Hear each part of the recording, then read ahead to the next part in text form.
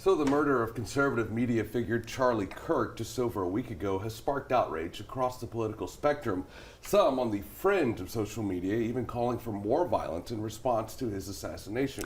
But do those loud voices on social media really represent the American public? Political reporter Liam Combs asked that question to our local leaders. He's here with what he learned. Liam.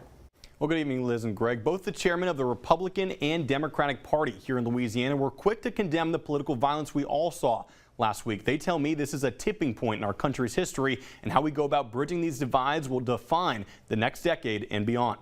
It was a shot heard around the country last week. It's one thing to be polarized and disagree about politics, but it's quite another when people start using weapons against one another. Drawing into question the role of political violence in the American public square. We have to condemn it, stand against it, and we can't tolerate it as a country, can't tolerate it as a state.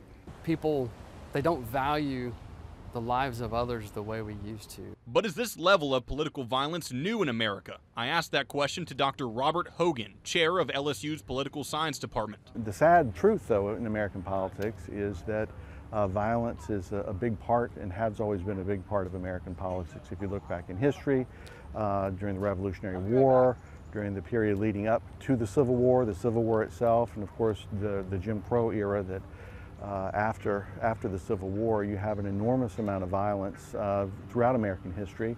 And right before Kirk's death, the Minnesota Speaker of the House was also murdered. Hogan says what's different now is the layer of social media. It's not like having to say something really nasty to somebody face to face. You say it in an online environment.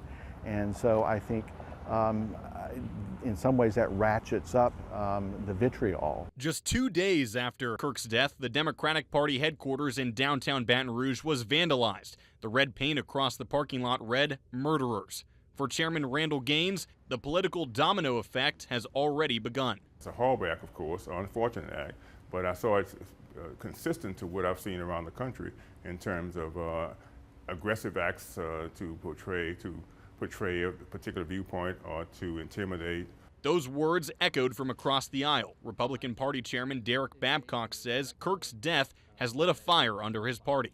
You know, if we can't stand up as Republicans, Democrats, whatever political affiliation you may have, to condemn murder in our society, then I believe our politics has lost its soul. And it's sad that, you know, when somebody thinks that they can silence a voice through this sort of violence, you know, to further their cause, all they've done really is betray their own cause. These two men may not agree on much, but today they stand united in the message that the free debate of ideas should not be met with violence. Just to understand why you believe, and then to be willing to stand up for it. Calling back to those times in our nation's history where the future looked uncertain. If we have the same amount of courage, at least the same amount of courage of those people who led us out of those turbulent times, and the same amount of commitment, I have no doubt that we can achieve the same goal and live, grow, and progress beyond this point. Now, Babcock tells me that support has been flooding into the Republican Party following Kirk's death, with many requests coming in to open up a new Turning Point chapter, many around the country. For Democrats, they believe the finger pointing to the left as the reason for this violence is unfounded. And Gaines tells me he is committed to working across the aisle to condemn violence and focus on policy solutions. Liz, Greg. All right, Liam, thank you.